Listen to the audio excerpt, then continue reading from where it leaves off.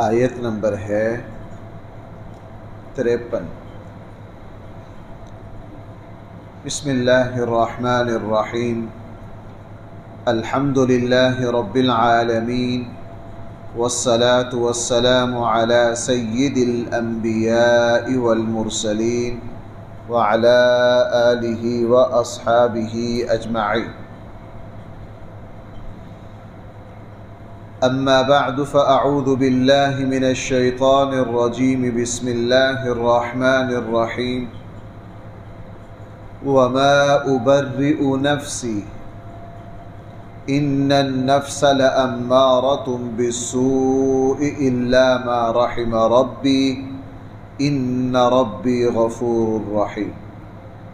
وقال الملك ائتوني به استخلصه لنفسي فلما كلمه قال إنك اليوم لدينا مكين أمين قال اجعلني على خزائن الأرض إني حفيظ عليم وكذلك مكنا ليوسف في الأرض يتبوأ منها حيث يشاء نصيب برحمتنا من نشاء ولا نضيع أجر المحسنين ولأجر الآخرة خير للذين آمنوا وكانوا يتقون۔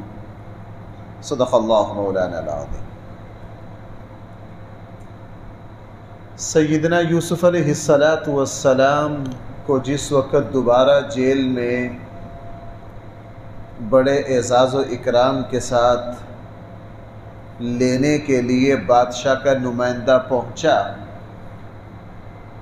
تو سیدنا یوسف علیہ السلام نے فرمایا پہلے میرے مقدمے کی دوبارہ سماعت کی جائے۔ جن عورتوں نے اپنے ہاتھ کاٹ لیے تھے ان کو دیکھا جائے پہلے۔ اب جب دوبارہ مقدمے کی سماعت ہوئی تو ان خواتین نے سماعت سے پہلے خود ہی اپنے گناہ اور قصور کا اعتراف کر لیا۔ انہوں نے کہا قلنا حاشا للہ، ہم اللہ کی پناہ میں آتی ہیں، اللہ کی پناہ، اس کا کوئی قصور نہیں ہے۔ اور عزیز مصر کی بیوی نے بھی کہا حصحص الحق انا راودتہ عن نفسی، حق بالکل واضح جب ہو ہی گیا ہے میں نے ہی اس کو پھسلانے کی کوشش کی۔ اب یوسف علیہ السلام دوبارہ کیوں اڑے، یہ بڑی اہم بات ہے۔ دوبارہ انہوں نے کہا نہیں جی میرے مقدمے کی دوبارہ سماعت ہو، جب تک میرے اوپر جو الزامات ہیں وہ بالکل کلیئر نہ ہو جائیں میں جیل سے نہیں نکلوں گا۔ تو 12ویں پارے کے جو آخری آیت ہے ذَلِكَ لِيَعْلَمَ أَنِّي لَمْ أَخُنْهُ بِالْغَيْبِ وَأَنَّ اللَّهَ لَا يَهْدِي كَيْدَ الْخَائِنِينَ، فرمایا کہ میں اس لیے جیل میں رکا ہوا ہوں کہ جب تک میرے اوپر الزامات صاف نہ ہو جائیں تاکہ اس شخص کو پتہ چل جائے۔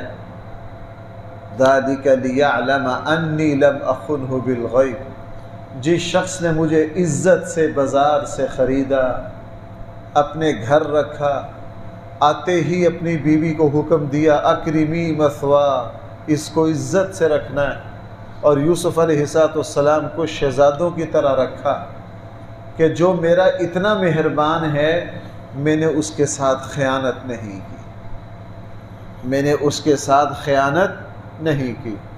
اس سے ایک بہت بڑا سبق سمجھ آ گیا۔ ویسے تو گناہ اور خیانت خواہ وہ کسی بھی طرح کا ہو بدترین گناہ ہے، لیکن خصوصاً وہ شخص جس کے احسانات ہوں، جس کے بھائی کیا ہوں احسانات ہو، جس نے تعلیم و تربیت میں حصہ لیا ہو، جس نے تراشا ہو، اور جس نے حق نہ ہونے کے باوجود بھی اولاد کی طرح رکھا ہو۔ جو شخص اپنے محسنوں کو ذلیل کرتا ہے اللہ جل جلالہ اس کو دنیا میں بھی رسوا کرتے ہیں، آخرت میں بھی رسوا کرتے ہیں۔ اور ہمارے اللہ کے بعد مخلوق میں دنیاوی اعتبار سے سب سے بڑے احسانات ہوتے ہیں ماں باپ کے، اس لیے اللہ تعالیٰ ماں باپ کے نافرمان کو دنیا میں ذلیل و رسوا کرتے ہیں، اس لیے کہ ماں باپ کو اپنی اولاد کے لیے جو کچھ کرنا پڑتا ہے مخلوق میں وہ کر نہیں سکتا، اس کا ایک باپ کو یا ایک ماں کو ہی اندازہ ہوتا ہے۔ آپ ماشاءاللہ آپ میں سے سب ان ذمہ داریوں سے اچھی طرح واقف ہیں۔ والد کو، والدہ کو اپنی اولاد کو پروان چڑھانے کے لیے کیا کچھ کرنا پڑتا ہے، اور اولاد کو اس وقت تک سمجھ نہیں آتی جب تک اولاد خود صاحب اولاد نہ بنے۔ اسی طرح استاد کا جو نافرمان ہو، اپنے کسی بھی محسن کو جو ذلیل و رسوا کرے، اللہ جل جلالہ کبھی بھی اس کو عزت نہیں دیتے۔ خصوصاً یہ جو حساس معاملہ ہے، اگر کسی عزیز نے ہماری پرورش میں حصہ لیا ہے، پالا پوسا ہے، تو اس کی عزت پر تو غلط نگاہ ڈالنے سے بھی اللہ جل جلالہ برکتوں کو اٹھا لیتے ہیں۔ اللہ جل جلالہ بھائی برکتوں کو کیا کر لیتے ہیں؟ اٹھا لیتے ہیں۔ اس لیے یوسف علیہ السلام نے فرمایا کہ میں اس لیے جیل سے نہیں نکلوں گا جب تک میرے اوپر لگنے والے الزامات صاف نہ ہو جائیں۔ کیوں؟ جس شخص نے، جو میرا محسن ہے، جس نے مجھے اپنی جگہ ٹھکانہ دیا، اولاد کی طرح رکھا، پالا، اس کو اچھی طرح پتہ چل جائے کہ میں نے اس کے ساتھ کسی طرح کی خیانت نہیں کی۔ ہاں، چونکہ تھوڑا سا دعویٰ کی کیفیت بھی بن گئی، پاک بازی، تھوڑا سا بھائی دعویٰ کہ بھائی پہلے میرے اوپر لگنے والے الزامات کی تحقیق کی جائے۔ اس لیے خود یہ انتہائی عاجزی کا جملہ کہہ دیا، وَمَا أُبَرِّئُ نَفْسِي، میں اپنے نفس کی شرارت سے بری نہیں ہوں۔ یعنی یہ بات میں کوئی غرور یا فخر کے لیے نہیں کہہ رہا ہوں، اس میں ایک حکمت ہے تاکہ جس شخص نے مجھے رکھا تھا، پالا تھا، اس کا ذہن صاف ہو جائے۔ میں یہ بات اس لیے نہیں کہہ رہا کہ میں کوئی اپنی پاک بازی یا اپنا مقام تمہارے اوپر ظاہر کرنا چاہتا ہوں، اس لیے یہ فرمایا وَمَا أُبَرِّئُ نَفْسِي، میں اپنے نفس کو بری نہیں سمجھتا۔ کیوں؟ إِنَّ النَّفْسَ لَأَمَّارَةٌ بِالسُّوءِ، نفس امارہ جو ہے وہ تو برائی کی دعوت دیتا ہی دیتا ہے، إِلَّا مَن رَحِمَ رَبِّي، ہاں مگر جس پر میرے رب کا رحم ہو جائے۔ انسان کا جو نفس ہے یہ اس کا سب سے بڑا دشمن ہے۔ شیطان ہمارا اتنا بڑا دشمن نہیں ہے جتنا بڑا دشمن بھائی کیا ہے؟ ہمارا نفس۔ اسی لیے یہ آزمائش کے لیے رکھا گیا، اور آپ حضرات جانتے ہی ہیں قرآن نے نفس کے لیے 3 لفظ استعمال کیے ہیں۔ یہاں امارہ کہا ہے، ایک جگہ لوامہ کہا ہے، اور تیسری جگہ مطمئنہ کہا ہے۔ امارہ اسے کہا جاتا ہے جو برائی کی دعوت دیتا ہو۔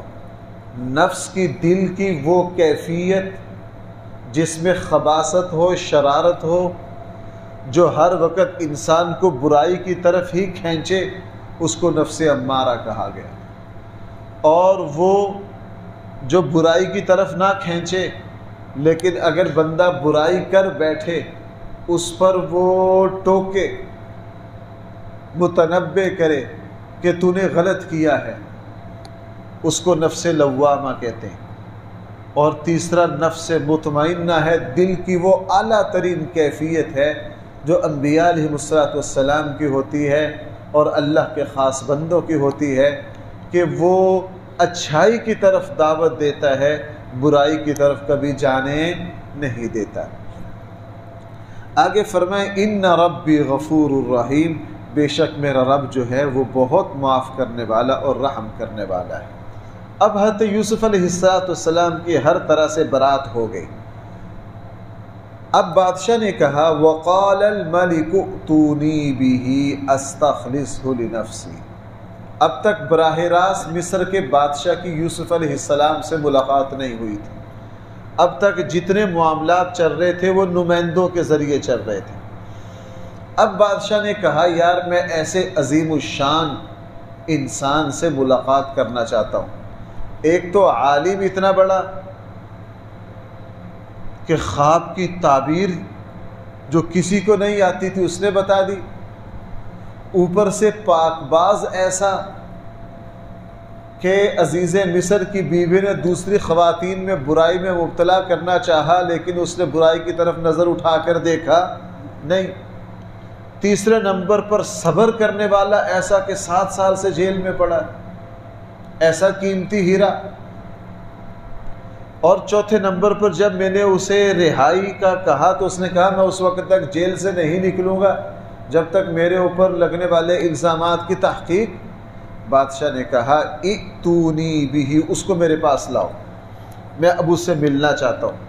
صرف ملنا نہیں چاہتا، آگے والے الفاظ استخلصہ لنفسی، بطور خاص میں اس کو صرف اپنے ہی لیے رکھنا چاہتا ہوں، یعنی میں اس کو اپنا خاص الخاص مشیر بنانا چاہتا ہوں۔ دیکھو بھائی ذرا میری بات کی طرف توجہ کرنا، اب تک سورہ یوسف کا جتنا حصہ گزرا تھا وہ تھا حضرت یوسف پر آزمائش پر آزمائش، آزمائش پر آزمائش۔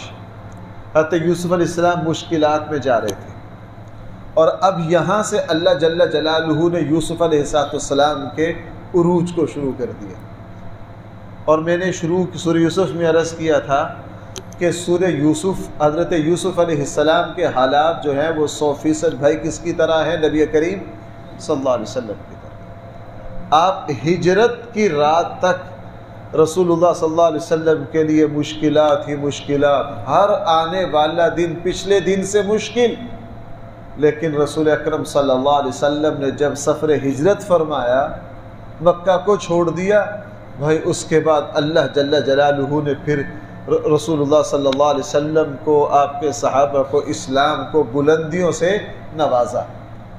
بالکل وہی جو حضرت یوسف علیہ السلام کے حالات ہیں، بھائی وہی حالات کس کے ہیں؟ نبی کریم صلی اللہ علیہ وسلم کے۔ اس میں میرے اور آپ کے لیے سبق یہ ہے، ان دونوں عظیم الشان ہستیوں کی سیرت میں میرے اور آپ کے لیے سبق یہ ہے کہ بھائی مشکل حالات ہمیشہ نہیں رہتے۔ انسان پر کچھ وقت آتا ہے کہ وہ مشکلات میں وہ دیکھتا ہے کہ میں جہاں پاؤں رکھتا ہوں میں دلدل میں پھنس رہا ہوں، لیکن ان ربی غفور الرحیم، میرا رب کیا ہے؟ بہت مہربان ہے۔ پھر ایک دن آتا ہے کہ وہ اپنے بندے کو انگلی سے پکڑ کے نکالتا ہے، بلندیوں سے نوازتا ہے۔ اس لیے مسلمان کو زیب ہی نہیں دیتا کہ وہ مایوس ہو۔ بھائی میں کیا بات عرض کر رہا ہوں، اگر ہم صاحب ایمان ہیں، اپنے اللہ پر توکل اور بھروسہ رکھتے ہیں، ہمارے لیے کسی بھی موقع پر مایوس ہونے کی کوئی گنجائش ہے؟ خودکشی کرنے والے سے اللہ اتنے ناراض کیوں ہوتے ہیں؟ اس لیے کہ خودکشی کرنے والا مایوسی کی حد پر چلا گیا۔ بھائی کس پر چلا گیا؟ مایوس، اس نے اپنے اللہ کو سمجھا ہی نہیں۔ وہ یورپ کے کافر جو اللہ کو نہ جانے، وہ خودکشی کریں تو کریں، چونکہ وہ اللہ کو نہیں جانتے۔ وہ مسلمان جو لا الہ الا اللہ محمد رسول اللہ پڑھتا ہو، جس کو سجدے کی سمجھ ہو،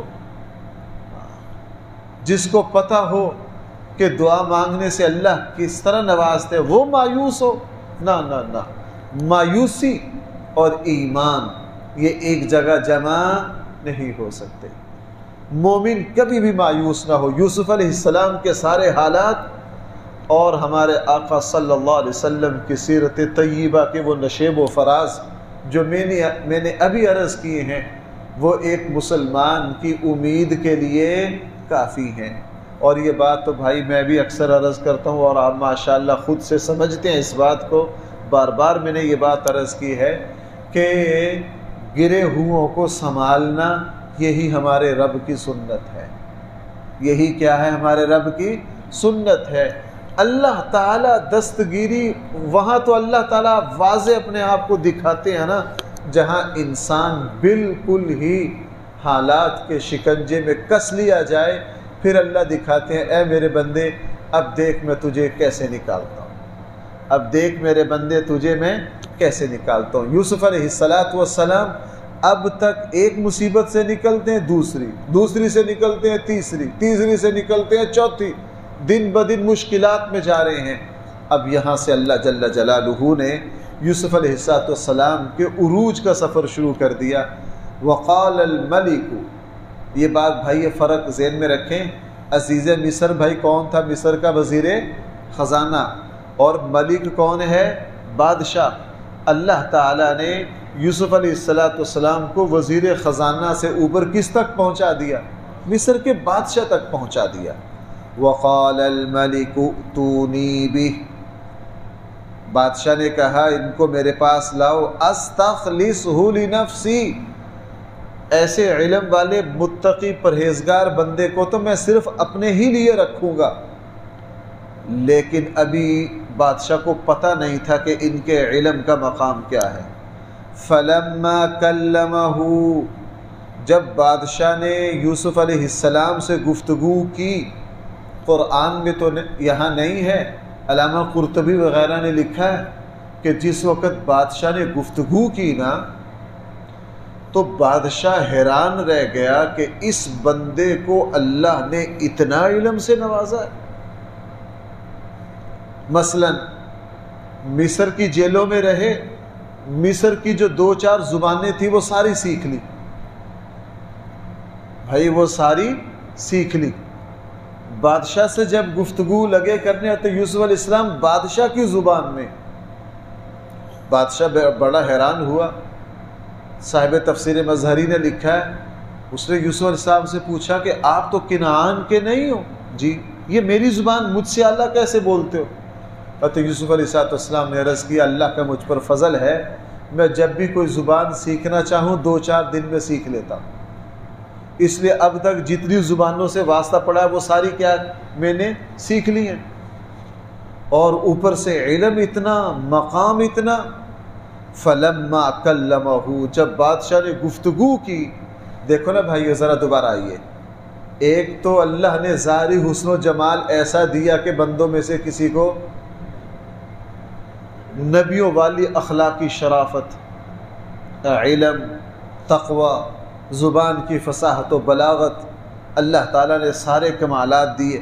فلما کلمہ، جب ان سے بات کی، قال انک اليوم لدینا مکین امین، یہ اللہ تعالیٰ کی طرف سے یوسف علیہ السلام کے لیے دوسرا اونچا مقام آ گیا۔ بادشاہ نے کہا آج سے آپ ہمارے پاس بہت ہی معزز، عزت والے، اختیار والے بن کے رہیں۔ یعنی ایک ہی مجلس میں بادشاہ اتنا متاثر ہوا، اس نے کہا جناب آج سے آپ میرے پاس ہی رہیں گے اور کوئی نوکر بن کے نہیں۔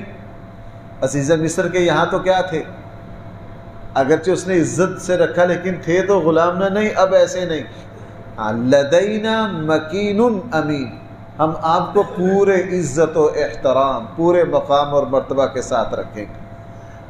اور آگے چونکہ میں نے بار بار عرض کر رہا ہوں، قرآن کریم خلا چھوڑ جاتا ہے، چونکہ وہ خلا عقل مندوں کو خود بخود سمجھ میں آ رہا ہوتا ہے۔ وہ خلا یہاں کیا ہے؟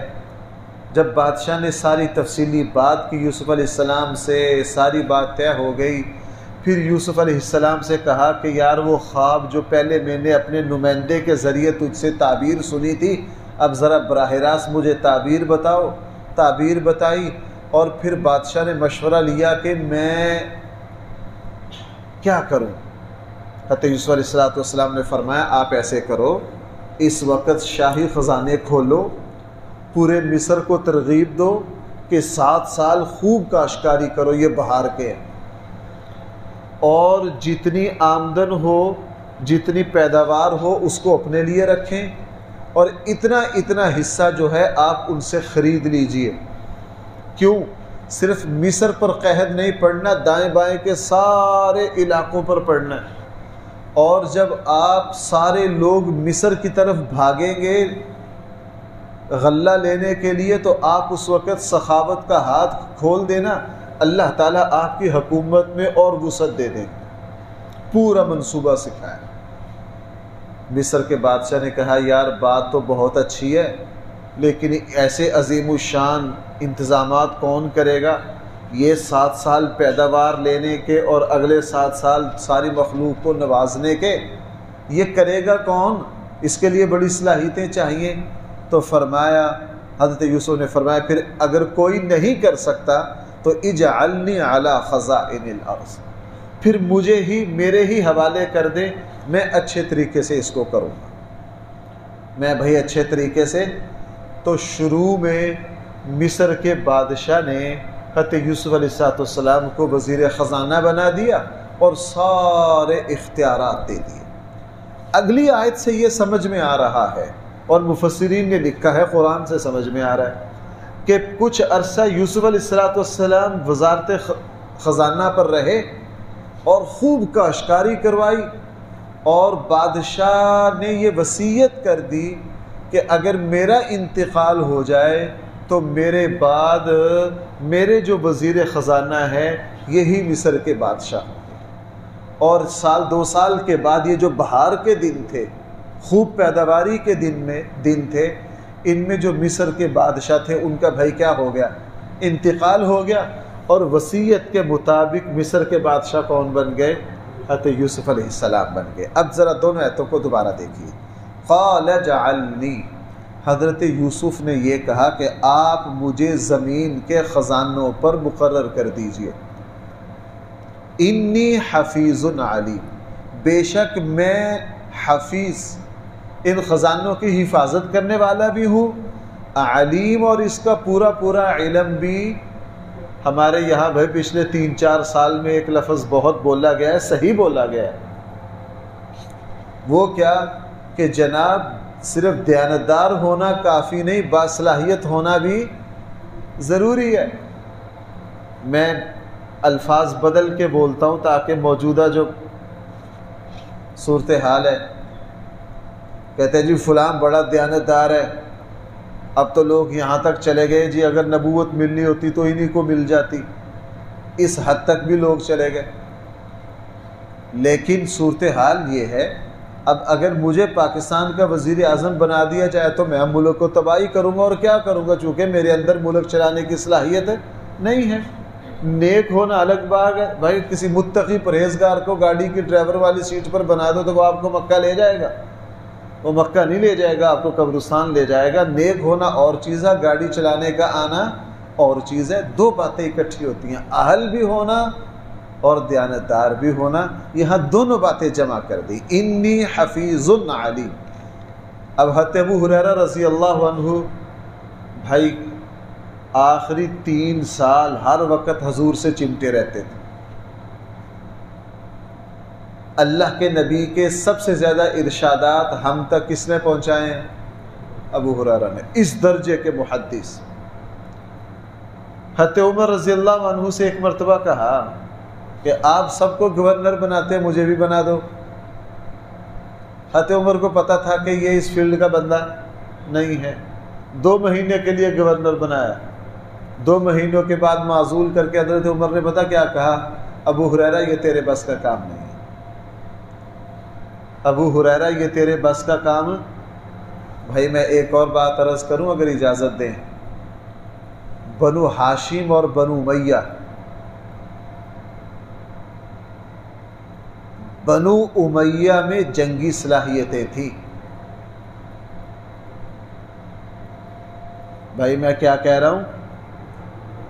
بنو امیہ میں جنگی صلاحیتیں تھیں۔ بھائی ابو سفیان نے جنگوں کی قیادت کی یا نہیں کی؟ ابو جہل اور ان کے بیٹے اکرمہ نے کی کہ نہیں کی؟ بنو امیہ میں جنگی صلاحیتیں تھیں، بنو ہاشم میں جنگی صلاحیتیں کم تھیں۔ بنو ہاشم جو تھے وہ جنگجو نہیں تھے، ہاں سخی بڑے تھے، با اخلاق بہت تھے، مہربان بہت تھے، لیکن جنگجو نہیں تھے۔ حضرت عمر رضی اللہ عنہ کے زمانے میں جب فتوحات کی ضرورت پڑی نا تو بنو امیہ پیش تھے ساری جنگوں میں۔ فطرتاً سیاسی معاملات کن کے ہاتھ میں جاتے رہے؟ بنو امیہ کے ہاتھ میں جاتے رہے۔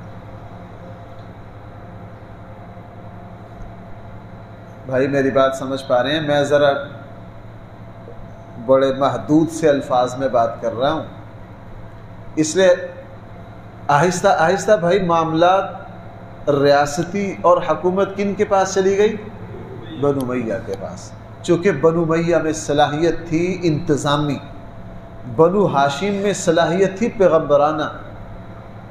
اس لیے بھائی امام زین العابدین نے کیا کہا تھا، اور یہ حضرت حسن نے بھی یہ بات کہی تھی، اہل بیت کے کئی بزرگوں نے یہ بات کہی تھی۔ اب ہم یہ سمجھ گئے ہیں کہ خلافت اور نبوت ہمارے خاندان میں جمع کیوں جی، کہا تھا کہ نہیں کہا تھا؟ حضرت حسن نے بھی یہ فرمایا تھا، اور امام زین العابدین نے بھی، اور دوسرے اہل بیت کے بارے میں بھی ہے کہ ہم یہ سمجھ گئے ہیں کہ خلافت اور نبوت دونوں ہمارے خاندان میں جمع نہیں ہو سکتی۔ فطری طور پر جو لوگ منتظم ہوتے ہیں، انتظامات جو ہوتے ہیں وہ انہی کے ہاتھ میں چلے جاتے ہیں۔ یہ نعمت اللہ کسی کسی کو دیتے ہیں۔ ہمارے آقا صلی اللہ علیہ وسلم سب سے بڑے پیغمبر بھی اور سب سے بڑے منتظم بھی۔ سلیمان اور داؤد علیہ السلام کیا تھے؟ سب سے بڑے۔ اللہ تعالیٰ نے عظیم الشان نبوت بھی دی اور عظیم الشان بھائی انتظامات بھی دیے۔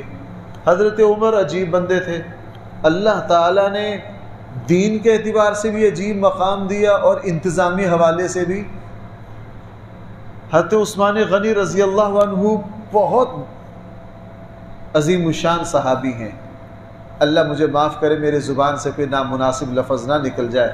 بس حضرت عثمان غنی میں ایک ادا ایسی تھی کہ وہ مہربان بہت تھے، نرم دل بہت تھے۔ بھائی وہ کیا تھے؟ نرم دل بہت تھے، سخی بہت تھے، نرم دل تھے، ہر کسی کو نوازتے تھے، اپنے ہو پرائے ہوں۔ تو بعض لوگوں کی جو طبیعت کی شرافت ہوتی ہے نا، بعض جگہ جوتے چاہیے ہوتے ہیں، شرافت ہے۔ اب حضرت عمر جو تھا وہ کوڑے والے بندے تھے۔ حضرت عمر بھائی کیا تھے؟ ایک مرتبہ ایک بڑے صحابی کو دیکھا، ان کے پیچھے پیچھے شاگرد جا رہے ہیں، آگے آگے وہ جا رہے ہیں، ان کو 2 کوڑے لگا دیے۔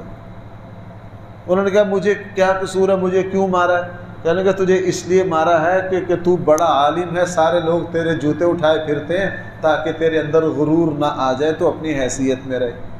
اور اپنے آپ کو بھی کام کھینچتے تھے حضرت عمر۔ میں نے کئی مرتبہ سنایا کہ مرتبہ ممبر پر لوگوں کو اکٹھا کیا، سب کو اکٹھا کر کے کہا لوگوں میں اس عورت کا بیٹا ہوں جو غربت کی وجہ سے دھوپ میں خشک کیا ہوا گوشت کھایا کرتی تھی۔ وآخر دعوانا الحمدللہ رب العالمین۔ گھر چلے گئے۔ اب نہ کسی کو سیاق سمجھ آئے نہ سباق سمجھ آئے کہ یہ ایوان صدر سے کیا خطاب ہوا۔ یہ نماز میں تشریف لائے، نماز کے بعد سب نے پوچھا امیر المومنین آپ نے یہ کیا کہا ہے؟ نہ کوئی ہمیں آگے کی بات سمجھ آئی نہ پیچھے کی بات سمجھ آئی۔ تو بھائی پتہ کیا فرمایا؟ کہا گھر بیٹھ کے جو پوری آمدن ہوئی ہے اس سال کی، اس کو چیک کر رہا تھا۔ اس سال آمدن بہت زیادہ ہوئی ہے، اس سال آمدن۔ میرے نفس نے مجھے کہا عمر دیکھ تیری انتظامی صلاحیتیں، تیری وجہ سے عالم اسلام کی وسعت کہاں تک پہنچ گئی اور آمدن کتنی ہوگی۔ میرے نفس نے مجھے کہا یہ تیرا کمال ہے۔ میں نے کہا اچھا تیرا تو علاج کرتا ہوں، میں نے کہا اچھا تیرا تو علاج کرتا ہوں، تجھے تو بتاتا ہوں کہ یہ ساری تیری وجہ سے، یہ اللہ کے فضل کی وجہ سے۔ اس لیے ممبر پر آ کر سب کے سامنے اپنے نفس کی صحت ٹھیک کیا تاکہ یہ مجھے سبز باغ نہ دکھائے، مجھے یہ نہ کہے کہ یہ تیرا کمال ہے، جو اتنی آمدن ہوئی ہے کس کا کمال ہے؟ یہ اللہ کا کمال۔ اس لیے یہاں 2 جملے آ گئے، انی حفیظ علیم، مجھے آپ یہ ذمہ داریاں مجھے دے دیجئے۔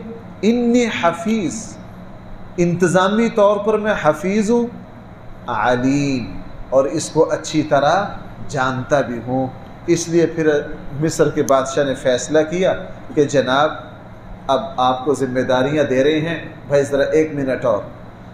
حضرت انہوں نے پوچھا تھا یوسف علیہ السلام مصر کی حکومت پر کیسے فائز ہوئے، اس سوال کا جواب اصل آیا، یہ آیا اصل جواب، وَكَذَلِكَ، اسی طرح مَكَّنَّا لِيُوسُفَ فِي الْأَرْضِ، ہم نے پھر عرض سے مراد مصر ہے، ہم نے مصر میں یوسف علیہ السلام کو حکومت عطا فرمائی۔ یتبوأ منہا حیث یشاء، ہم جس کو چاہتے ہیں اسی طرح عزتوں سے نواز دیتے ہیں۔ نصیب برحمتنا من نشاء یتبوأ منہا حیث یشاء، ایسی حکومت ہم نے ان کو دی، پھر یوسف علیہ السلام جو چاہیں کریں۔ نصیب برحمتنا من نشاء، ہم جب اپنی رحمت کسی کو پہنچانے کا فیصلہ کر دیتے ہیں جناب وہ پھر پہنچ کے رہتی ہے۔ ولا نضيع اجر المحسنین، یوسف جو تھے وہ بہت ہی اعلیٰ انسان تھے اور ہم ایسے بندوں کے اجر کو کبھی ضائع۔ بھائی حضرت ختیجہ والا بیان چلو کل چلیں گے انشاءاللہ، یہاں سے کل اسی آیت سے دوبارہ چلیں گے۔ الحمدللہ رب العالمین والصلاة والسلام على سید الانبیاء والمرسلین وعلى آلہ واصحابہ اجمعین۔ ربنا آتنا في الدنيا حسنة وفي الآخرة حسنة وقنا عذاب